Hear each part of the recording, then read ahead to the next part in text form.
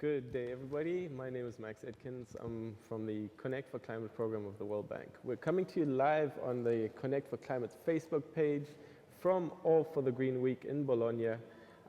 Please join us online with the hashtag SDG Live as well as hashtag All for the Green. This is a week of action in support of the G7 environment meetings here in Bologna. It's my great pleasure to have Angelo Trocchia join me today. Angelo is the president and general manager for Unilever Italy. Thank you for being with us today. Thanks to you. So we just wanted to get started and hear a little bit about Unilever's commitment to the Sustainable Development Goals as well as to climate action, and really what are your announcements and your statements going into the G7? First of all, I mean, as our CEO Paul Polman is always repeating since 2010, because I think what is important to say that we start this journey of the sustainability not yesterday, is a journey which has started in 2010, which tells something about the commitment. You know, is really a real commitment, is in the heart of everything we do. So we start in 2010 this journey that we call the Unilever Sustainable Living Plan, which is really putting the sustainability in the heart of the business. And this Unilever Sustainable Living Plan has three main blocks. One is to say we need to improve the quality of the life of 1 billion people around the world. The second is that we need to grow, but reducing our impact on the environment in which we operate. And the third is that we need really to work in helping changing the consumer habit and working on the consumer. These are the three main blocks of our plan.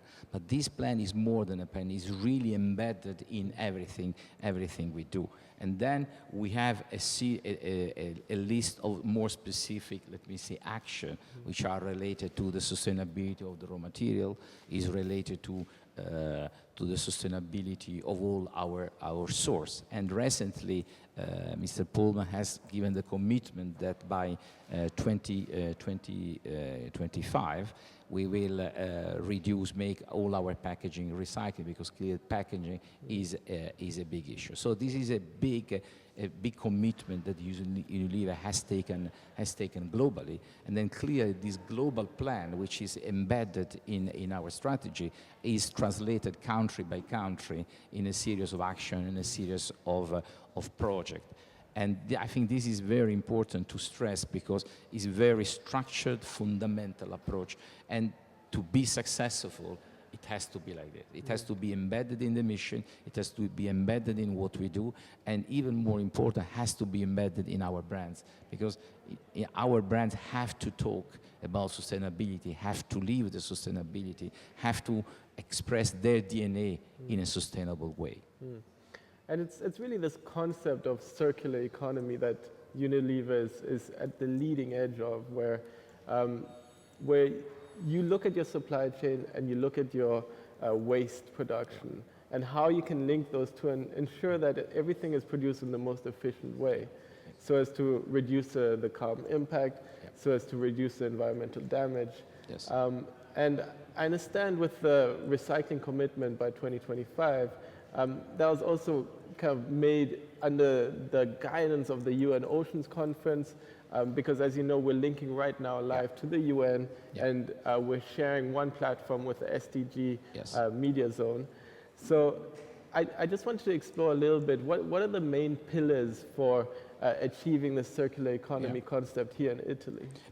Yes, I think, first of all, thanks for the question, because it's clear that the SDGs for us are a fundamental step. We need to work, the conference in Paris has been very clear about the SDGs, and all our strategy is embedded in that. All what we do have to answer to this is one of the 17 points expressed there. But I think the good thing is that within the framework, which is very clear, is very defined, then country by country, we implement different action. I make some example. We have 5 factories in Italy, and all of our 4 factories, because the 5th factory we have just bought, but all of our 4 factories, they have a very detailed plan in reducing consumption of energy, in reduction of consumption of water, in reduction in CO2. So this is really consistent with the global strategy, but clearly the Italian factory, they need to find their way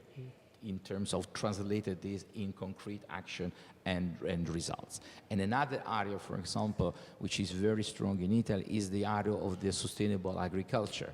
You know, Italy is a country which is known to be a big, a strong agriculture company. And 2 years ago with the brand Knorr, we've started working with some farmer in the north of Italy, and we are now working with them to have 100% sustainable rice coming from Italy, which is again is an example in which we translate a global target, a mission in concrete example in the north of Italy. And a good thing is that we launch a full range of risotti, which are quite famous in Italy, with 100% Italian rice coming from sustainable source, and again the consumer has recognized us. We are growing, you know, a category which was lagging behind for a lot of years now is growing again. So this is a typical example in which you translate in concrete project. Other project, for example, is with Mentadent, which is our oral brand, very, very strong in Italy. We have translated the fact that we think that one of our responsibilities is to teach the people to work with the consumer. So we have organized with in Milano and in Roma, we went into the school, the low-level school, and we've been teaching to the young student that they can, when they wash their teeth, they can reduce the consumption of water, just switching off the water. So what I'm trying to say, any country has the responsibility to translate in specific project within the brands, because the important point is each brand has to talk about sustainability. Sustainability for Mentadent is something which is, for example, is more focused on reducing the consumption of water. Sustainability for Knorr within the framework is more to push on sustainable agriculture. Dove, for example, we have done another big project, again, in Milano and Roma on self-esteem. So it's a big issue global-wise. It's also a big issue in Italy. We have done the research. So we went with a group of professors into some schools in Milano and Roma, talking with young girls and ladies about the fact that they need to accept themselves, you know, be your beauty. So again, we have been translating the concept, the mission of sustainability into Dove, into a local execution in Italy. This, I think, is the strength of this mission. This is the strength of the vision that Mr. Pullman has taken in 2010, because you have a clear direction, there is a clear commitment, but then there is a clear action which is specific for the different reality in which you operate in. And this is really the way one has to go about it. So you get the high-level global political commitment, which we've seen through the UN SDGs, as well as through the Paris Climate Change Agreement. And the only way of actually achieving those goals is by local action, by local implementation. For example, talking about packaging, you were referring to, again, 3 years ago, for example, and by the way, we have been the first in Italy. We have launched a sort of rechargeable piece for hand dish. We have launched a new range of rechargeable pack that you can take home. Huge success. And now, for me, the good thing is that everyone is copying us, which means, first of all, the consumer has appreciated because it's been really a big success. And now the fact that other industries are copying us is even more rewarding, if you like, because it means that you show that something can work, or other industry can do that. And in this way, we have reached two targets. First, we've been selling because the brand has been growing. Second, we have reduced the amount of packaging that we produce, and third, the amount of packaging that we need to move up and down in Italy, so we have reduced the CO2 emission. Again, these are big or small examples which are absolutely consistent with what the statement are, what our commitments are, but translated in a local dimension, in a local twist. And what's really exciting about your strategy is working so closely with the consumer. So on one hand, you're educating them, you're providing the knowledge on what sustainability means. And on the other hand, you're providing the actual goods and services that can deliver that kind of sustainability? Absolutely, because also, for example, if you think about consumer, very often in the past we've been saying that the sustainability for the Italian consumer was not so relevant. We have now research that we have done in Italy, which shows that, let me say, the Italian consumer is picking up very fast, is recovering, if you like, sometime the past, and sustainability, ambient, social responsibility of a company are becoming more and more important criteria for the choice when you are on the shelf. Clearly, especially in the millennials, we see that in Italy, and we have done workshops, we talk with the millennials. Some of these elements are really becoming a sort of criteria for the choice. So, if you like, the Italian consumer maybe has started a little bit slower, but I think that especially in the food arena is picking up very, very fast.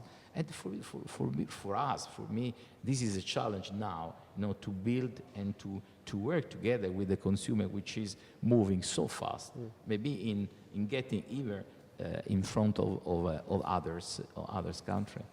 So you really heard it from Angelo, that the market is shifting, the demand for sustainable products is really there, and there are companies that are leading towards delivering those kind of services and those goods. And Unilever has shown us how that's done through your different brands, both on recycling as well as sustainable agriculture, as well as energy efficiency.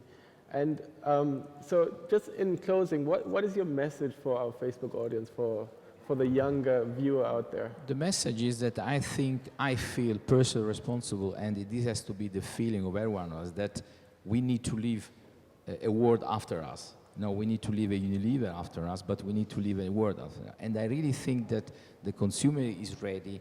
I think the companies are more ready. So really help us in winning this battle, or in winning some of the barriers which are still there. But I think never as now is the right moment to get into the journey and to really get and work with us to win it. Well, we thank you very much Thanks for very your much. continued leadership on the sustainability issue, and we look forward to building a low-carbon, resilient future together. Good. Bye-bye. Thanks. Thank you for joining us online, and keep on following us on Connect for Climate on Facebook. Engage with us with the hashtag SDG Live, as well as the hashtag All for the Green. Thank you, sir. Thanks. Thanks very much.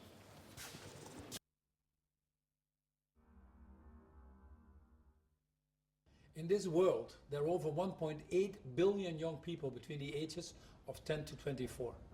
In fact, in many developing markets, half the population is below 30. What an enormous opportunity to become a movement for change. The global goals, agreed by over 190 countries, provide the best roadmap over the next 15 years to eradicate poverty in a more sustainable and equitable way. These are crucial years for you, and especially important as children and youth pay a disproportionate price for the world's shortcomings. I strongly believe that it will be the biggest intergenerational injustice if these issues are not addressed. The world's youth, I believe, hold the key. They are agents of change, provide the critical thinking we now need, are innovators, great communicators, and above all, leaders. That's why we need you at the table, and urgently. There are 3 things that you can do right now. First is to know the goals. Second is to tell everyone. We need to all be for the green. And finally, get involved, not least in the political process. We should never doubt that a small group of committed citizens cannot change the world. In fact, it's the only thing that ever has. I believe it's the best time to be young. You can be the first generation to end poverty and the last generation to tackle climate change.